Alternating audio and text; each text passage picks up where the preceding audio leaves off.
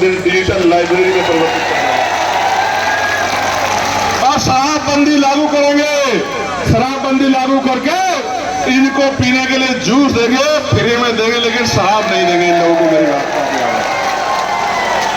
क्योंकि मैं जानता हूं कि 70% परिवार शराब की वजह से टूटते हैं और सड़कों पे जो दुर्घटना होती है उनमें 70% दुर्घटनाएं शराब की वजह से होती है। मेरी माँ बहनों, प्यारे बच्चों, नौजवानों, जितना बैकलॉग पड़ा है, एक नौजवान होने के नाते अभी तो मैं भी उस पे हूँ, अग्निवीर पे 5 साल वाली नौकरी पे। इसमें भी नहीं पता कब जजों का मूड खराब हो जाए और मुझे कह दें कि भाई इसकी नौकरी खत्म हो गई है, क्योंकि न्याय व्यवस्था पे आजकल पहरा है। सरकार का ध्यान रखना मेरी बात को। इसलिए आपको कह रहा हूं कि बैकलॉग भरेंगे। पहली कैबिनेट में 5 लाख पक्की नौकरियां उत्तर प्रदेश के नौजवानों को दिला के रहेंगे, कोई रोक नहीं पाएगा। मेरी बात को याद रखना। पुलिस के कर्मचारी भाई सुन लो, सरकार के इशारे पे चाहे मजबूर होकर कई कदम उठा लो, आपको 8 घंटे की ड्यूटी और सप्ताह में 1 दिन छुट्टी और बॉर्डर स्कीम अगर कोई खत्म करेगा तो आजाद समाज पार्टी काशीराम खत्म करेगी और किसी के हिम्मत की बात नहीं।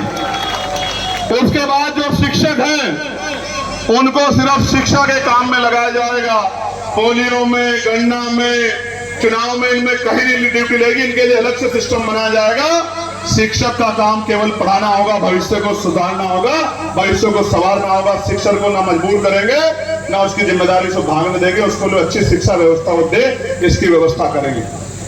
प्यारे साथियों, प्रदेश के प्रत्येक नागरिक की सुरक्षा सुनिश्चित करेंगे और मजबूत और जवाबदेह कानून व्यवस्था लागू करेंगे। मेरठ के अनुष्का पाल याद है, नहीं याद है आपको? याद है? क्यों कह रहा हूं अनुष्का पाल? इसलिए कह रहा हूं, याद करो, वो नेशनल लेवल की प्लेयर थी, नेशनल लेवल की। और क्या हुआ? 44 दिन बाद उसकी डेड बॉडी नाले से बरामद होती है। ये है कानून व्यवस्था। 44 दिन बाद एक बेटी 44 दिन तक गायब है, किसी को फर्क नहीं पड़ा। ये है कानून व्यवस्था। और अगर जाति धर्म के आधार पर कार्रवाई करनी हो तो आज घटना होगी, कल सुबह बुलडोजर चलेगा और गोली लग जाएगी। ये भी आपकी आंखों के सामने हो रहा है, ये आपसे छिपावा नहीं। प्यारे साथियों, आपको कपसार भी याद होगा, किस तरह चीर रण किया गया आपकी बच्ची का, ये भी आपको याद होगा। और जब मैं आया था तो पूरा बैरिकेडिंग लगा के मुझे लड़ने के लिए, भागने के लिए, दौड़ने के लिए मजबूर किया गया, क्योंकि अपराध नहीं रोक सकते, अपराध के खिलाफ लड़ने वालों को रोकना चाहते हैं। ये सरकारें काम कर रही हैं। प्यारे साथियों, महिला सुरक्षा के लिए सख्त कानून बनाएंगे और त्वरित न्याय हेतु फास्ट ट्रैक कोर्ट की व्यवस्था करके 1 महीने के अंदर गुंडों को, जो बेटियों का अपमान करेगा, मुख्यमंत्री कहते हैं हर चौराहे पे खड़ा यमराज, उनका यमराज तो छुट्टी पे है, लेकिन यहाँ 1-1.5 महीने के अंदर सजा दिला के बहन बेटियों पर अन्याय करने वालों को फांसी दिलाने का काम करेंगे। मेरी बात को आप याद रखना। कर्मचारियों के बुढ़ापे की लाठी यानी कि पुरानी पेंशन योजना को दोबारा लागू करेंगे। ये पुलिस के भाई भी सुन लो, और ये जो और कर्मचारी है सारे विभागों में, ये भी सुन लो, इसको लागू करेंगे। और इसके साथ साथ प्रमोशन में रिजर्वेशन भी SC ST OBC के कर्मचारियों को दिला के रहेंगे। इस बात का भी मैं आपको विश्वास दिलाता हूं। प्यारे साथियों, अभी प्रीपेड मीटर पहले इस्तेमाल करो, फिर विश्वास करो, पहले रिचार्ज करो, फिर बिजली लो, और अगर जेब में पैसे ना हो तो अंधेरे में रहो। और ये सरकार कहती है सबका साथ सबका विकास। 300 यूनिट बिजली फ्री देंगे और प्रीपेड मीटर को डायनामाइट लगा के उड़ा देंगे। गरीबों को 400-500 रुपए के बिल पे वापस लेके आएंगे कि बजट में हो उनके। जब और क्यों नहीं हो सकता, जो जानना चाहते हैं वो भी सुनो। जब सरकार पूंजीपतियों का कई लाख करोड़ रुपए मदद माफ कर सकती है, तो उत्तर प्रदेश के गरीबों का और किसानों का भी बिजली का बिल माफ हो सकता है। मेरी बात को आप याद रखना, हर चीज हो सकती है। आप पूंजीपतियों को हितैषी हो तो उनका माफ करते हो, हम इनके हितैषी हैं तो इनका माफ करेंगे। ये बात मैं आपको बता रहा हूं। प्यारे साथियों, किसानों को उनकी फसलों पर MSP की गारंटी देंगे और उनकी मेहनत का उचित मूल्य मिल सके। इसलिए जो गन्ना वाला क्षेत्र है, गन्ने का सबसे मजबूत मूल्य हम लोग देने का काम करेंगे। इस बात का भी मैं आपको विश्वास दिलाता हूं। उद्योग धंधे लगा के BPCL, HPCL, IOCL और तमाम थर्मल प्लांट, पावर प्लांट लगा के आपके क्षेत्रों में रोजगार की व्यवस्था करेंगे, जिससे आपका पढ़ा लिखा बच्चा बेरोजगार ना घूमे और उसको तकलीफ का सामना ना उठाना पड़े। प्यारे भाइयों बहनों, खाने पीने की वस्तुओं में जो मिलावट हो रही है, जान से खिलवाड़ हो रही है, उस पर सख्त कानून बना के उससे लोगों की जीवन रक्षा करेंगे। और तहसील स्तर पर जितने भी फॉर्म भरे जाते हैं, पहली बात तो सुनो, कोई फॉर्म ऐसा नहीं होगा जिसमें सरकार पैसा लेगी। निःशुल्क पेपर, एक बात, ट्रांसपेरेंसी होगी, निष्पक्ष होगा। दूसरी बात, सेंटर एक जिले से दूसरे जिले में लग जाएगा और बेटियों का सेंटर दूसरे जिले में भी जाएगा, उसी जिले में पेपर होगा। मेरी बात को याद रखना। और जिसका हक बैठता है उसको नौकरी रोजगार मिलेगा, इस बात की भी मैं आपको गारंटी देता हूं। और उनकी तैयारी के लिए आईएएस, आईपीएस और तमाम एग्जाम, पीसीएस, सबके लिए हर तहसील स्तर पर कोचिंग सेंटर खोला जाएगा, वो भी मुफ्त और वो भी वेल सुविधाओं से भरा हुआ कोचिंग सेंटर खोलेंगे कि उनकी तैयारी में कमी ना आए। साथ साथ मैनुअल सफाई प्रथा को पूरी तरह समाप्त कर मशीन आधारित सफाई व्यवस्था लागू की जाएगी और 7,000, 5,000, 11,000 रुपए किसी को शिविर में नहीं उतरना दिया जाएगा। पक्की नौकरी दी जाएगी अगर सफाई का काम आगे बढ़ेगा तो। रेडी पटरी वालों और छोटे व्यापारियों के लिए वेंडिंग जोन बनाकर सुरक्षित व्यवस्थित बाजार उपलब्ध कराया जाएगा। आज क्या है, अगर नहीं दोगे पैसे तो ठेली और वो जो दुकान लगाई है सब उखड़ जाएगी, बुलडोजर चल जाएगा। दे दोगे पैसे।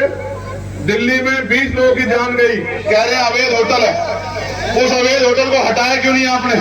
लेकिन अवैध एक झोपड़ी में रखोगे आप गरीब की, वो ठंड गर्मी में सह लेगा, लेकिन पैसे वालों के खिलाफ नहीं जाओगे। इसलिए रेडी पटरी वालों की, ठेली वालों की भी जीवन यापन का ध्यान रखना पड़ेगा।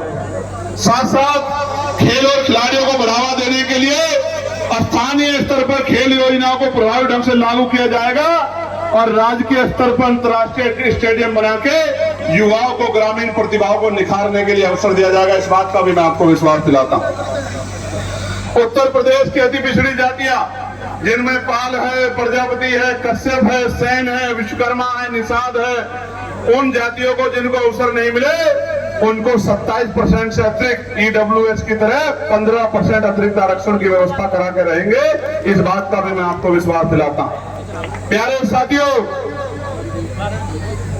एससी, एसटी और ओबीसी वर्ग के जो कर्मचारी हैं, हालांकि मैं इस बात को दोहरा चुका हूं कि उनके लिए प्रमोशन की जो व्यवस्था थी वो 2012 में जो एक सरकार आई थी जो कहती है, आज नारा लगाती है, पता नहीं क्या क्या नारा लगाती है, उस सरकार ने वो प्रमोशन में डिमोशन लागू करा के लाखों कर्मचारियों को खून के आंसू रोने के लिए मजबूर किया था।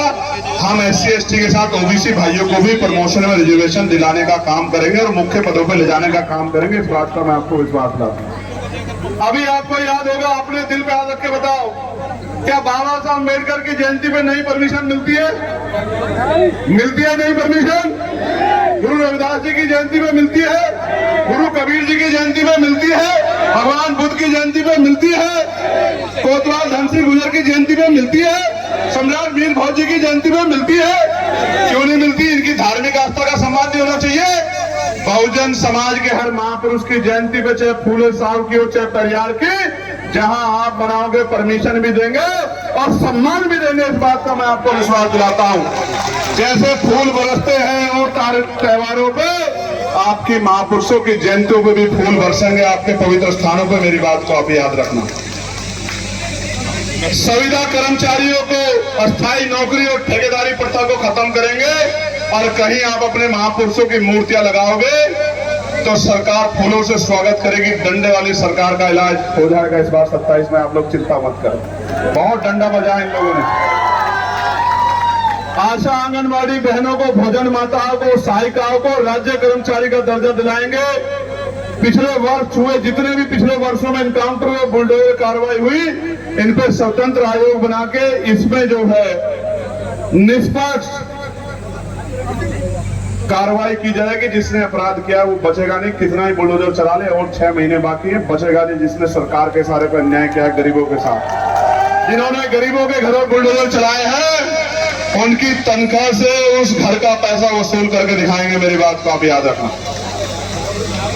होमगार्ड जवानों को, राज्य कर्मचारी के समान वेतन, पीआरडी जवानों को बेहतर मानदेय और अन्य सुविधाएं और देखो आपने सरकार का प्रोपेगेंडा सुना होगा, स्मार्ट सिटी, मेरठ भी है ना उसमें ना, ये स्मार्ट सिटी बन गया क्या? मैं गया था एक बस्ती में, 2 बच्चे पानी में डूब के जान चली गई थी, इतना इतना कूड़ा हुआ था। मैं आज भी मेरे